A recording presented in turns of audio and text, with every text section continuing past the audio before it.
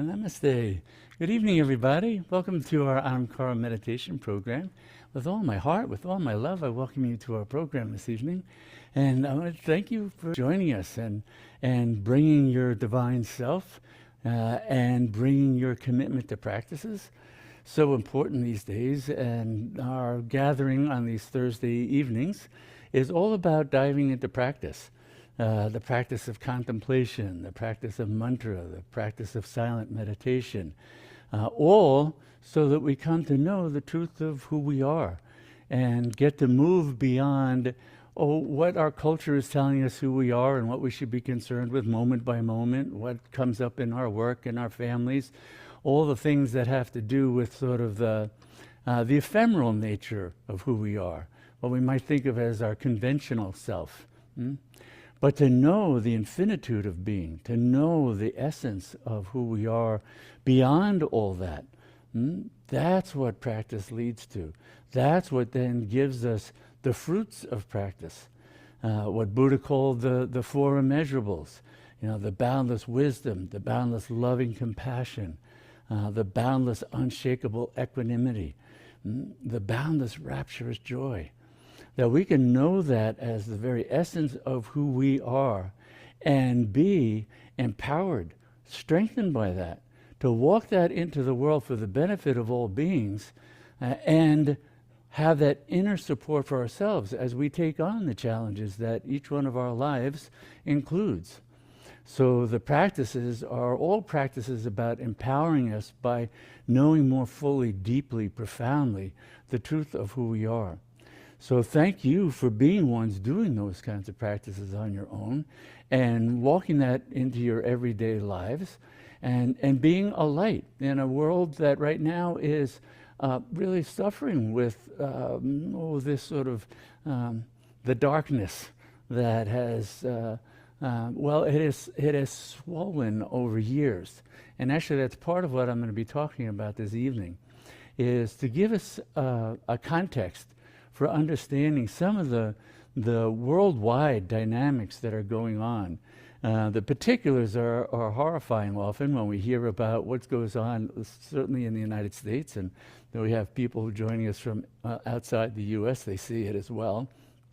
And those particulars of the toxic masculinity, the domination, exploitation, and control, there's a bigger history to that we can look at and see and be empowered by seeing more clearly and seeing our place in this historical transition that's happening now as we are pushing back against those dynamics in our everyday lives.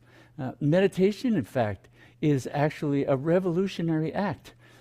Because it's honoring a state of consciousness that isn't the ego mind driven state of always trying to manipulate, control, get what it can, extract what it can get.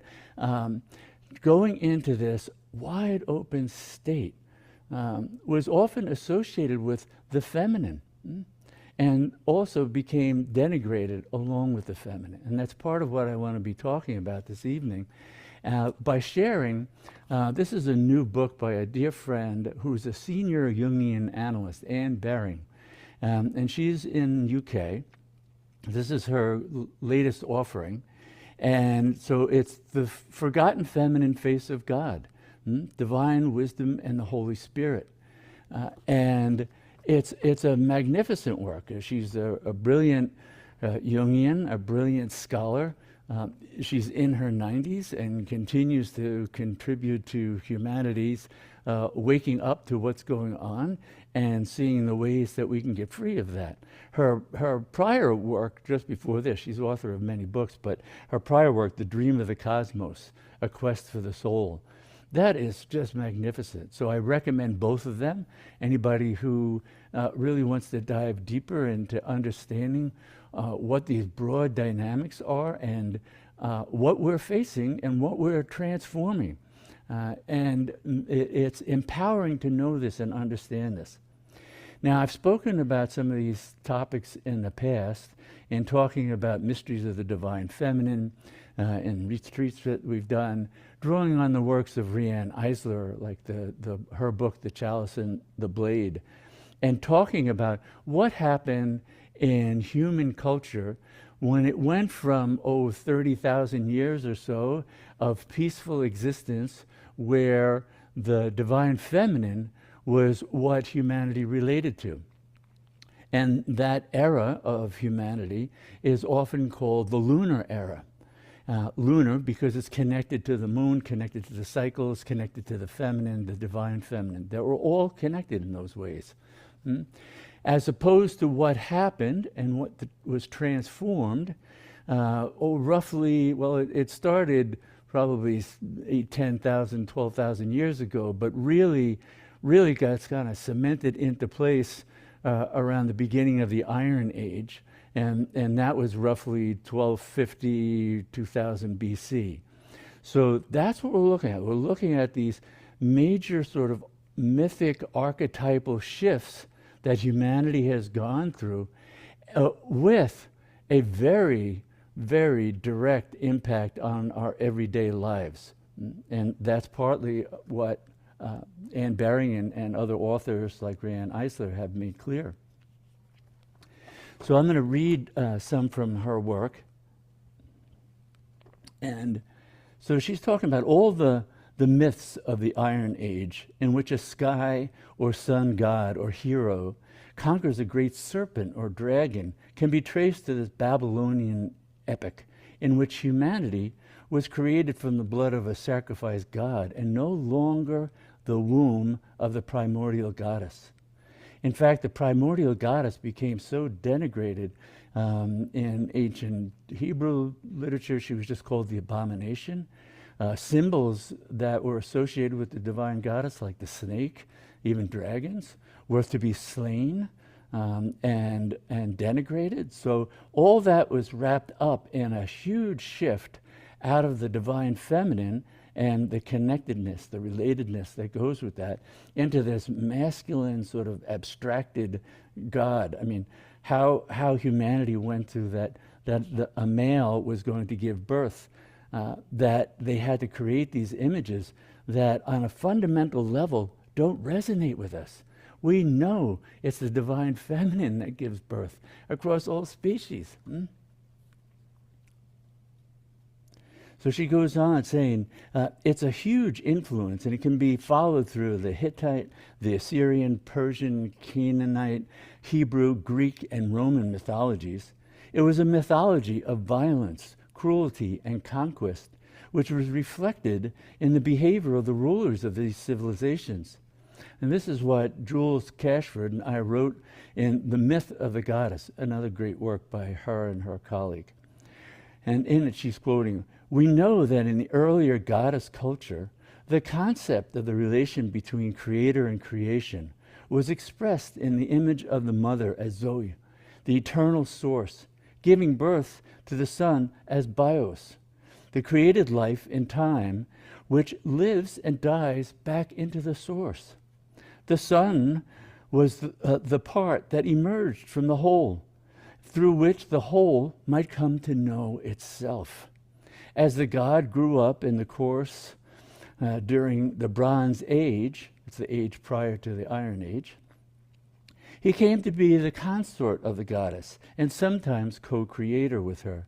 But in the Iron Age, the image of the relationship enacted in the ceremony of the sacred marriage disappeared, and the emerging balance and relationship between the female and the male divine archetypes or energies was lost. They were severed.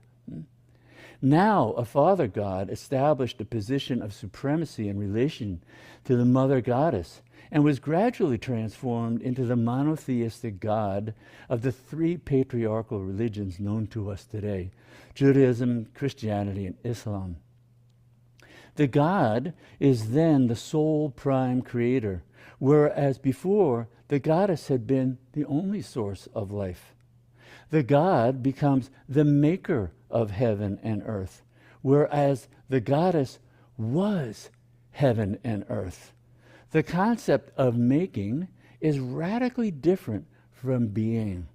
in the sense that what is made is not necessarily of the same substance as its maker, and may be conceived as inferior to him, while what emerges from the mother is necessarily part of her, and she of it. So we have the separation of this male God who's so abstracted and so separate. So creator and creation are torn asunder. Well, in this way, the essential identity between creator and creation was broken, and a fundamental dualism was born from their separation. The dualism that we know as spirit and nature. In the era of the Great Mother and the goddess, these terms have no meaning in separation from each other. Nature is spiritual, and spirit is natural, because the divine is immanent as creation. In the new myth of the God, nature is no longer spiritual, and spirit is no longer natural, because the divine is transcendent to creation. Spirit is not inherent in nature, but outside or beyond it. It even becomes the source of nature. So a new meaning enters the language. Spirit becomes creative, and nature becomes created. In this new kind of myth, creation is the result of the divine act that brings order out of chaos. It is impossible to describe the long-term effects of this radical change in cosmology, effects which have led ultimately to the beliefs of scientific materialism and its claim that we humans are only conscious beings in an inanimate universe that came into being by chance with a big bang. Next section is severing the umbilical cord, joining nature and spirit. So she writes, as our conscious mind slowly evolved out of the matrix of the primordial collective soul, the sacred image and the mythologies which grew up around it were like an umbilical cord, holding us in touch with the foundation of life. But as we moved into the era of the monotheistic God, of the patriarchal religions, the umbilical cord was severed. Nature was separated from spirit. The older shamanic relationship with the earth and the living cosmos was gradually lost, and with it the idea that the whole of nature was sacred, infused with divinity, ensouled. The elimination of the image of the Great Mother or Great Goddess was the principal reason for the loss of the belief that nature was ensouled with spirit and therefore sacred. It was the eradication of the spirit from the natural world that ultimately removed from the people living through the millennia of the patriarchal religions their age-old sense of participation in a sacred order.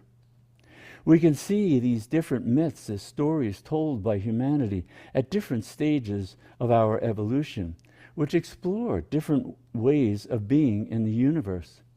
But the Judeo-Christian tradition, which has inherited only the myth of the God, presents the duality of spirit and nature as given, inherent in the way things are. Yet we know that this dualism did not always exist.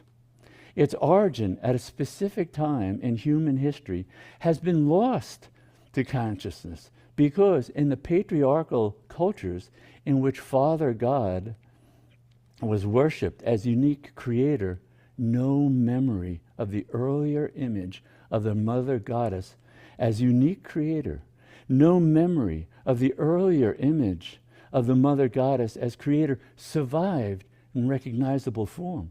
In fact, it was purposefully eradicated, just as we see patriarchal traditions now trying to erase, eradicate the truth of our history, the place of women in history, in science, everything. This situation began to change with the work of Johann Bachofen and his groundbreaking book, Myth, Religion, and Mother Right. He lived in the 1800s. He was the first person to establish matriarchy as a historical fact, Then came Erich Neumann's magisterial study, The Great Mother, an analysis of the archetype, published by Bowling in 1955. And Merlin Stone published When God Was a Woman, originally titled The Paradise Papers. Hers was the first of many books on the goddess that were written by women, including The Myths of the Goddess, and a beautiful book by Buffy Johnson called The Lady of the Beasts, the Goddess, and Her Sacred Animals. There was also Riane Eisler's powerful and incisive book, The Chalice and the Blade, which I mentioned before. Now, in the late Bronze Age, named after the creation of bronze weapons, and the Iron Age that followed it, the rapid growth of population facilitated the drive for territorial conquest by warrior kings who presided over immense empires, all built on the enslavement of conquered peoples. The whole mode was domination, exploitation. It continues to this day. First came the Akkadian Empire of Sargon of Akkad, followed by the Assyrian, Babylonian, Persian, Greek, and Roman empires. With the rise of city-states, then empires, came the idea of power over vast numbers of people and how a certain territory belonged to a specific group. All of this emerged from the original infiltration of Kurgan or Indo-European people descending from the Russian steppes. Conquering more territory involved killing, controlling, enslaving others. As nature was increasingly split off from spirit, the new male quest for territory, power, and renown destroyed the older relationship with a harmonious cosmic order. The slaughter and suffering of thousands meant nothing to the leader or solar hero. See, this is why we call it the solar era. The solar hero, intent on conquest and acquisition of power, territory, fame, and glory. Homer's Iliad was the template that ruled the whole of the Iron Age. The vast empire created by Alexander the Great offered a model to emulate. In 3,000 years, we have not morally grown beyond the warrior ethos of the Iliad, as current wars and their unspeakable barbarianism demonstrate. It was in the solar era that we became addicted to war and conquest, an addiction that could lead ultimately to our extinction. The whole relatedness function, the divine feminine, eros, that's what has to be recaptured. That's what has to do with the return of the goddess. That's why symbols of the divine feminine are emerging with such power. It's from our own profound depths of our collective unconscious that this healing power and presence is being summoned. Two immensely powerful and polarizing cosmologies became the major influence on the social, political, and religious history of Western civilization.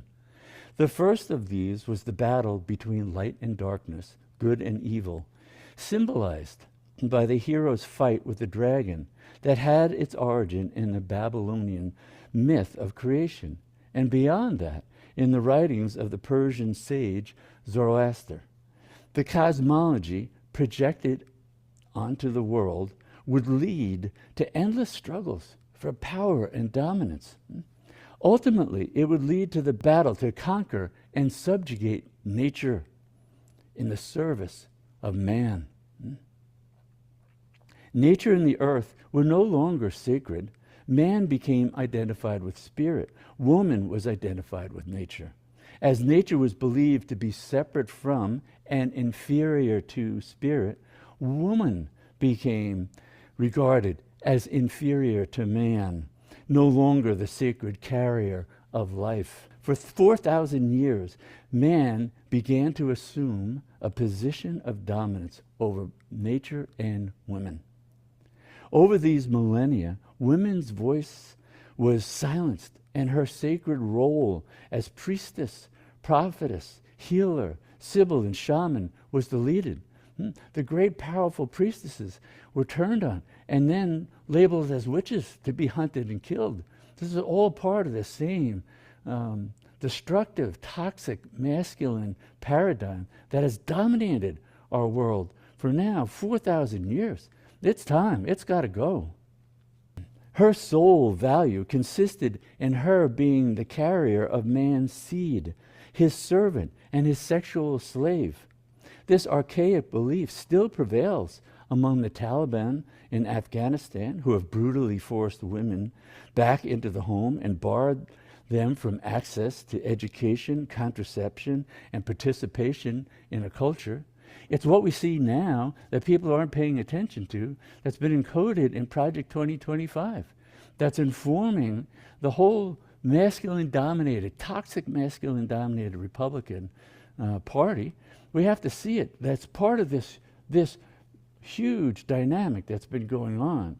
And now in our country is being empowered by these toxic men who exemplify these things about domination, exploitation, not caring about the environment, not being related to nature, not even being related to women.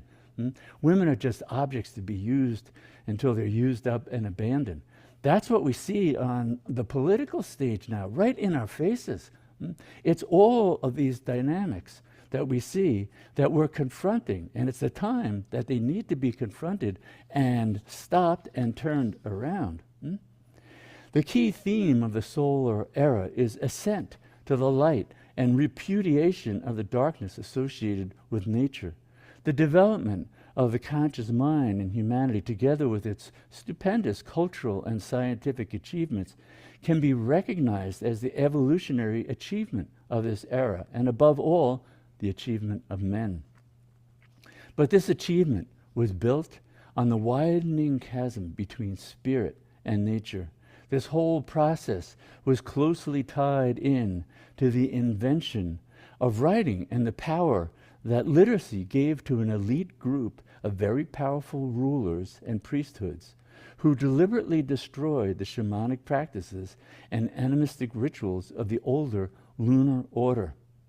And as the image of the deity changed from the Great Mother to the Great Father, the divine feminine was excluded from the image of deity. Our relationship with nature was severed.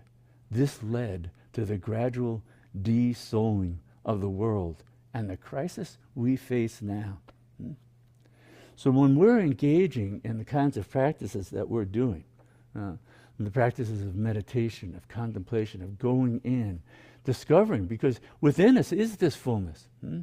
It can be suppressed, it can be thwarted politically, economically, philosophically, religious traditions, but it keeps rising because it's part of the profound depths of our collective unconscious, as Jung would call it, but our collective connection to the truth. The truth is these, the divine feminine and the masculine, are together. We see this still being exemplified in many indigenous cultures. We see it in, for instance, in the Shiva Shakti tradition out of yoga.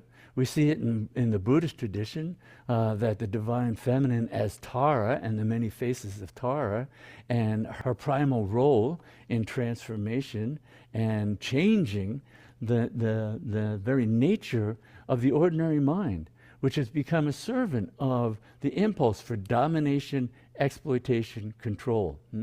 Because the ego mind has been subsumed in that kind of philosophy, so that the ego mind is all about, prediction and control. How can I predict my life to be so it can be more comfortable, more smooth?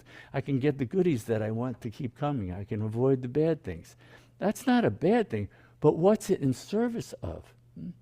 So the transformation that the great spiritual traditions of the mystics of all different traditions aim at has to do with transforming the ego mind so that it's a servant of the divine. The divine that has both the aspects of the divine masculine and the divine feminine. That the wholeness that allows us to experience the holiness of life has both present, that both are inseparable from who we are. The divine masculine and the divine feminine, the Shiva and Shakti. So the divine feminine as Tara, the masculine face of that as Buddha. We could say the wisdom and compassion being wedded in bodhicitta. It's another way of talking about it in the Buddhist tradition. But it's that wholeness and that integratedness that then allows us to say, no, it's not about competition, domination, exploitation. We're at a place in our evolution as a species where we have to set that aside, because it's cooperation that's going to allow us, empower us to really take on the kinds of challenges that we're facing with the degradation of the environment that came out of that toxic masculine, we can just dominate, exploit, as if there would be no consequences, as if we weren't ripping the fabric of our planet apart. So we have to be able to say, how do we join together? How do we cooperate so that because right now it's clear, there's enough in this world that everyone could flourish. There's not enough so that a small group has billions and billions and billions and billions and trillions in wealth, and everybody else has very little. That paradigm doesn't work. That's the pinnacle of domination, exploitation, and control. That's what Anne Baring was talking about these three ruling empires of Russia, China, and America, representing that very distorted and destructive masculine domination control paradigm. So when we're doing our work, all right, getting in touch, stepping aside from the ordinary mind and going into the stillness, the stillness, the silence. Every mystic tradition looks at that as the womb. We're entering the womb of the divine. That image is inseparable from the profound spiritual transformation, the profound spiritual practices that we are engaging in. By stepping aside and saying, this ordinary mind that's all about prediction and control, domination, wants to get what it wants, and I, me, mine. We're putting that all aside. That is radical. That's revolutionary. And it's exactly the kind of radical revolutionary acts we need to be doing to then access the profound wisdom source that's within each one of us, that then leads us to be able to lead a life that's integrated, that has the feeling function, that has love and compassion for others. That our religious leaders who stood for such things, well, unfortunately, they've frequently been killed. Whether it was Christ on the cross, whose main message was agape, unconditional love. Unconditional love. That's the Divine Mother. He was a carrier of that wisdom. So over and over again, we see the divine and the divine feminine coming out, raising its head, making a comeback. So that's what we're listening to. When we listen to mantras, what's the source of mantra? The source of mantra, Kundalini Shakti in the Eastern traditions, right?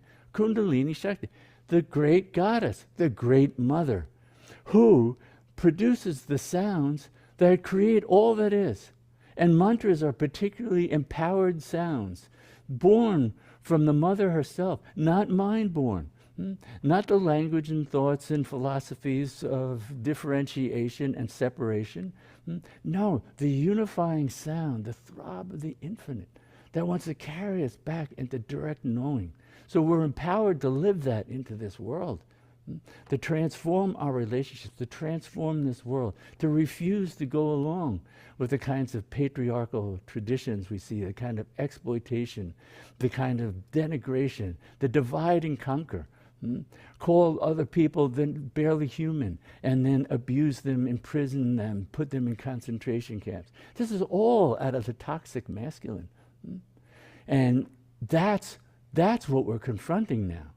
So when you're sitting doing your profoundly noble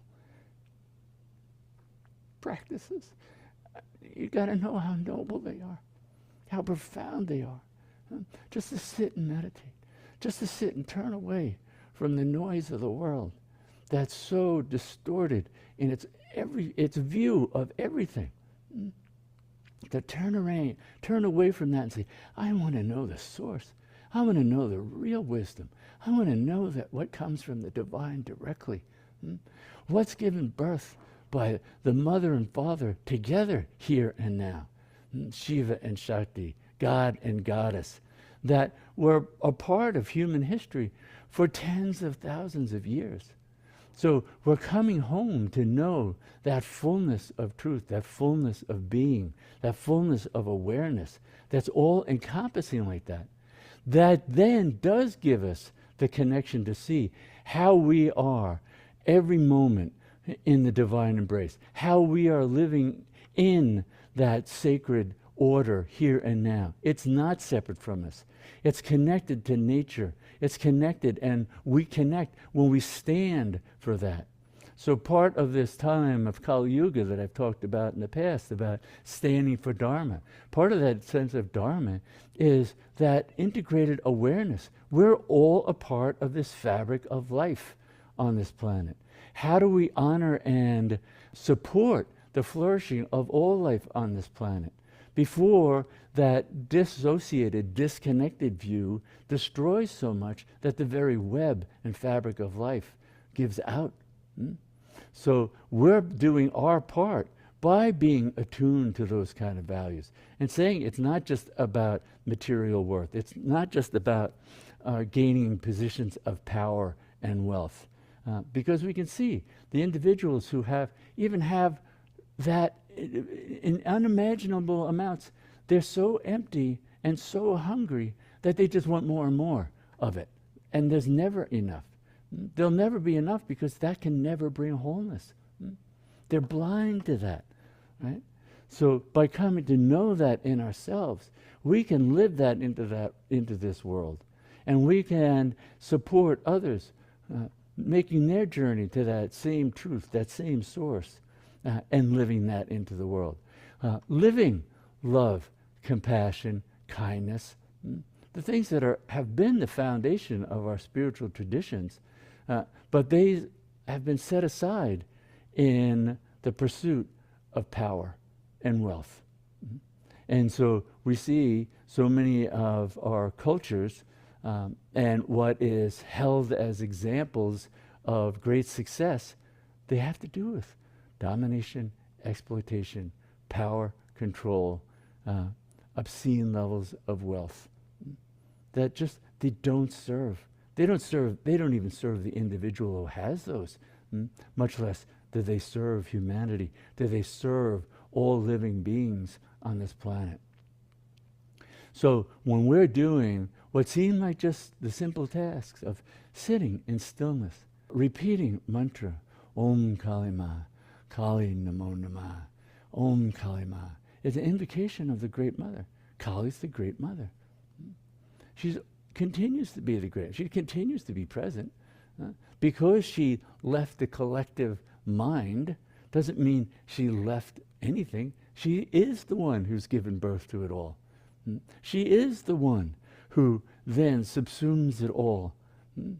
That's what we're relating to. So we're saying no to the falsehoods, no to the distortions that have come to dominate our cultures and religions, and saying, yes, I want to know the fullness of being. I want to know the fullness of the divine that has all of its power living and present, that connects all, holds all in a web of grace of life, that life can be seen as grace unfolding, that we can feel a sacred order that hasn't just been pummeled by these distorted imaginings of men.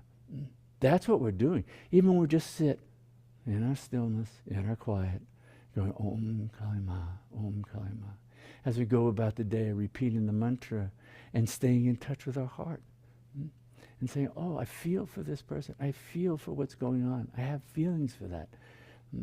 that we stay connected to our relatedness, that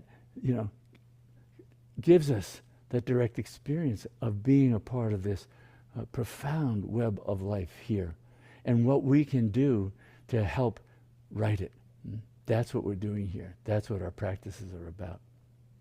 So again, thank you for being ones doing this in your own ways, living it into your lives in your own unique ways. It's also the part of that living sense of the divine and the living sense of our spirituality is we're living it into our everyday lives. Our everyday lives are sacred.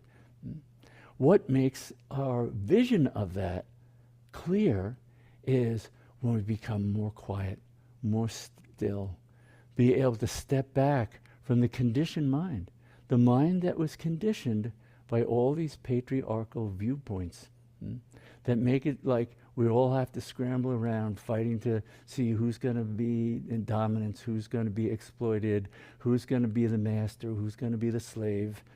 That's been going on for thousands of years now. So we're stepping out of that and saying, no, there's another way that we want to create society. So meditation is a revolution.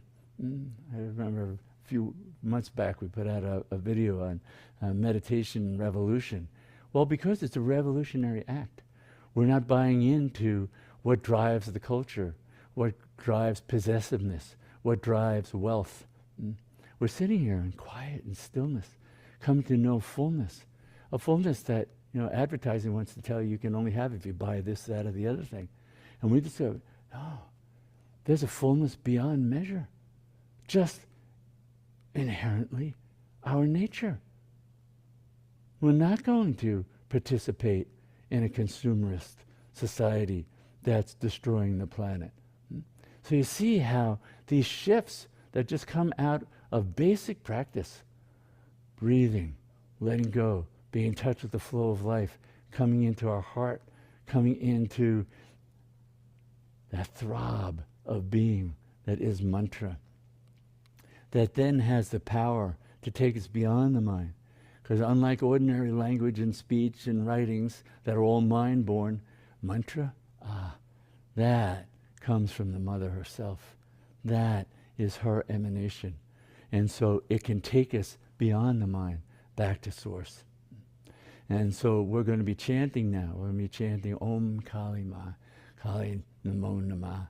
We'll chant for a few minutes, invoking the Divine Mother as the very essence of our source, that we emerge from the Divine Mother. We're carried through our life by the Divine Mother. We'll return to that mother, returning to source. It's so beautiful how the ancient traditions, they looked at death as a return to source. It wasn't an affront. That's the ego-bound domination. And the last thing you can't dominate is death itself. But it turns it into an enemy. It turns it into something that's to be afraid of. That wasn't a part of it. That's not a part of life. We can know that death is a profound transformation for the physical body, but our consciousness and how that continues and continues to grow and expand beyond death and back into rebirth, that all that knowing is innately accessible to us. We have that innate power. So in the yoga tradition, it's called Kundalini Shakti, the innate power of the divine presence, the divine mother that gives birth to all and can give birth to the direct knowing of that. And that power is in her mantra, Om Kali Ma, Om Kali Ma, Kali Namo Nama. So we'll chant for a few minutes, and then we'll just sit in the stillness, just to feel, in whatever ways we feel, that envelopment, that embrace. We've let go of the mind, let go of the mind, to keep coming back to Om Kali Ma, Om Kali Ma, Om Kali Ma, Om Kali Ma. Let the throb of her love transform your mind and body moment by moment. Om Kali Ma, Om Kali Ma.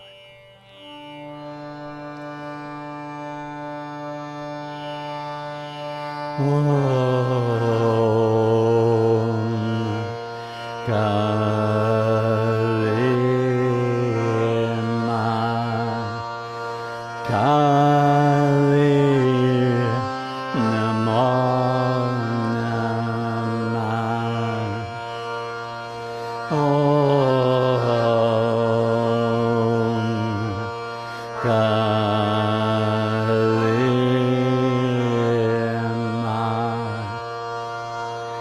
Kali Namo Namah.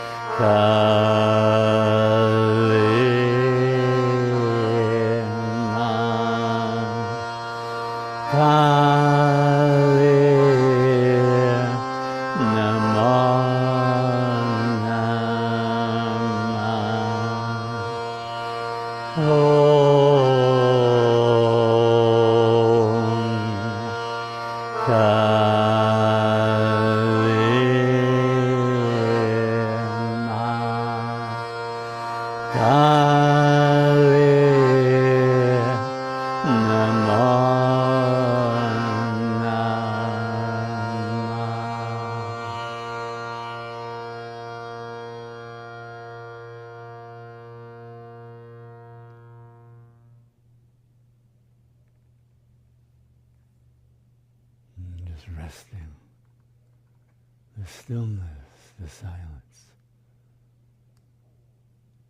the Great Mother, womb and tomb, the one who creates it all, sustains it all, dissolves it all within herself, all within her divine embrace. Rest there.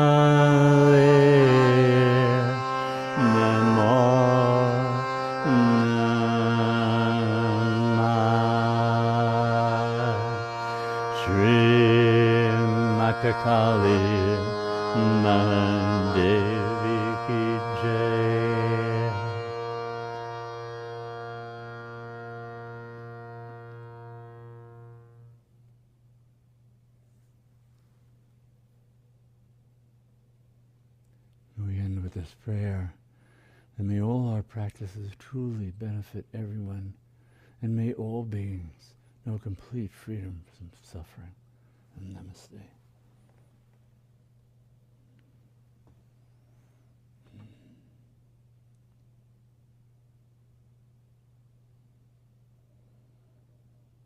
So, coming back home to the divine in all our fullness. The fullness that's the divine masculine, the divine feminine, and that which transcends all forms. Coming home to that. The Great Mother has also the power of revelation, the power to reveal that unbroken unity that is the truth of our being nature. The masculine get all tied up in doing and dominating, controlling. Simply being. Coming to know fullness of being. And in that fullness of being is that boundless loving compassion, the boundless wisdom. Sophia.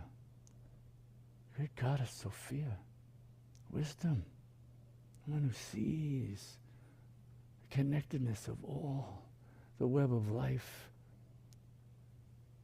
that we're all pearls on the strands of that web of life. The boundless wisdom that is inherent to who we are, and the rapturous joy. The rapturous joy. It comes from a fullness. A fullness.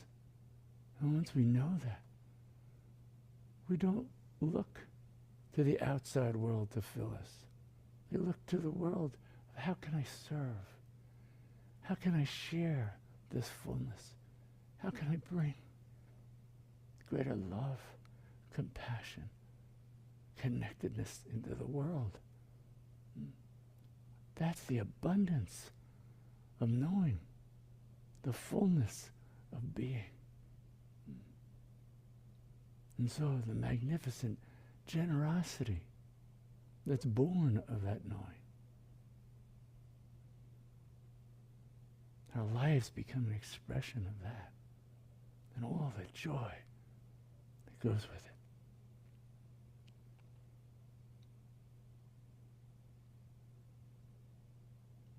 So it's the practices that more and more open the doors to directly knowing that, so we can effortlessly live that into the world, carry it with us moment by moment. So our every encounter with others is an encounter with our own self. We see through the eyes of unity, the singular eye of wisdom that sees unity. That's what we're capable of. That's the fruit of practice. Practice that we engage in. But it's empowered by grace. It's empowered by that which is beyond the ordinary mind. So we're not stuck in the mind's maze, trying to hammer our way out.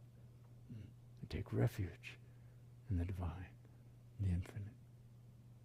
So thank you for being ones doing that and living it into your everyday lives and your relationships and sharing that with others.